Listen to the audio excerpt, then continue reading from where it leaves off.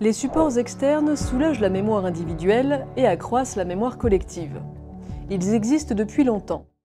On a gravé le bois ou la pierre pour se souvenir. Après l'apparition de l'écriture, on a utilisé les tablettes d'argile, le papyrus, le parchemin, puis l'impression sur papier.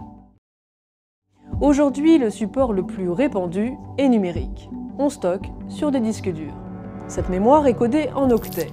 Un octet équivaut à 8 bits, le bit est l'unité la plus simple en informatique. Elle correspond au chiffre 0 ou 1. Comme les mémoires humaines, les mémoires numériques encodent et conservent des traces.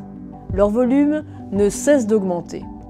Elles atteignent les mégas, millions, les gigas, milliards, les téras, voire encore les pétas, millions de milliards octets d'informations. On parle de masse de données ou de big data pour désigner ces quantités immenses. Tout l'enjeu aujourd'hui consiste à les organiser et en tirer parti. Les technologies aident à le faire, mais elles ne procèdent pas de la même façon que le cerveau humain. Les mémoires numériques ne servent pas uniquement à étendre les mémoires humaines.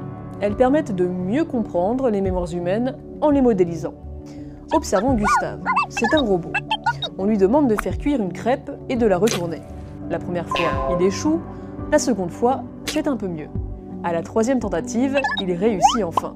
Grâce au robot Gustave, les chercheurs améliorent leurs connaissances sur l'apprentissage. Plus ils répètent une tâche, plus ils se perfectionnent. Et c'est aussi valable pour l'être humain. Le revers de la médaille, nos mémoires individuelles sont de moins en moins sollicitées. Toutes les informations dont nous avons besoin sont disponibles sur nos mobiles, tablettes ou ordinateurs. Nos capacités de mémorisation vont-elles s'appauvrir? Une chose est sûre, la mémoire artificielle n'est pas éternelle.